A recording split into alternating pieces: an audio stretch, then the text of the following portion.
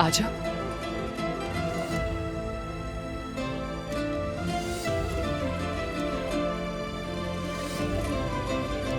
क्या सोच रही हो?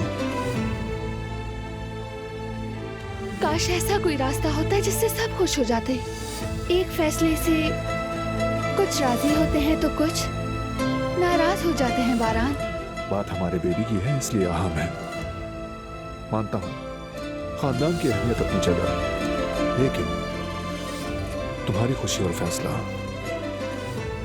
मेरे लिए सबसे पहले आता है।